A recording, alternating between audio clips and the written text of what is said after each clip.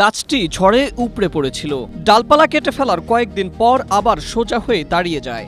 ঘটনাটি ছড়িয়ে পড়তেই শুরু হয় নানা আলোচনা ও কৌতূহল। কেউ দেখতে ছুটে আসে, কেউ আবার সেখানে মোমবাতি জ্বালিয়ে মানত করে, অনেকে আবার আখ্যা দেন ভুতুড়ে গাছ বলে। গজাতে থাকে কল্পকথার শাখা প্রশাখা। পরিস্থিতি এমন পর্যায়ে পৌঁছায় প্রশাসনকে শেষ পর্যন্ত গাছটি কেটে ফেলতে হয়েছে।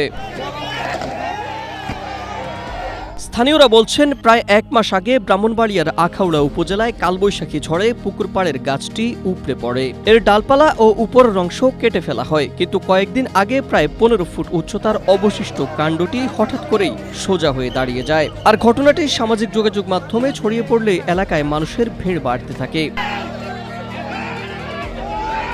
এক পর্যায়ে কিছু মানুষ গাছটিকে অলৌকিক ঘটনা হিসেবে প্রচার শুরু করে। গাছের গোড়ায় লাল কাপড় বাঁধা হয়, আগরবাতি ও মোমবাতি জ্বালানো হয়, কেউ কেউ মানত করতেও শুরু করেন। এমনকি স্থানটিকে মাজারের আদলে সাজানোর চেষ্টারও অভিযোগ ওঠে। হুজুর আমরা গ্রামে হুজুর এলে ওনারে আনাছি বাস্তব দেখে তো আমার বইবিতে লেগেছে।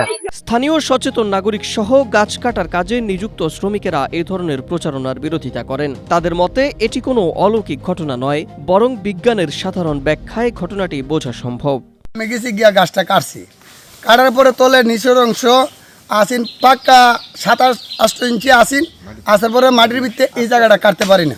কথা বলছি না, এবার দা পিছন গুণে রুট আছে প্রচুর, রুটের কারণে গাছটা খেয়ে গেছে। এদিকে সামাজিক যোগাযোগ মাধ্যমে কুসংস্কার বিরোধী প্রচারণা জোরালো হওয়ার পর বিষয়টি প্রশাসনের নজরে আসে। পরে সম্ভাব্য অপপ্রচার ও অনাকাঙ্ক্ষিত পরিস্থিতি এড়াতে ব্যবস্থা নেওয়া হয়। ধর্মীয় অপব্যাখ্যা, আমাদের যেহেতু ধর্মপ্রাণ মানুষ, আমাদের এখানে ধর্মীয় অভিজ্ঞতা অনেক সময় আমরা কিছু বিশ্বাস করি।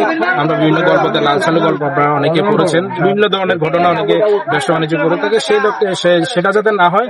শুক্রবার দুপুরে আখাউড়া উপজেলার মোগরা ইউনিয়নের বচিয়ারা গ্রামের মুন্সিবাড়ি এলাকায় পুলিশ ও ফায়ার সার্ভিসের সহযোগিতায় আলোচিত গাছটি অপসারণ করে উপজেলা প্রশাসন। Desk report, Asia post.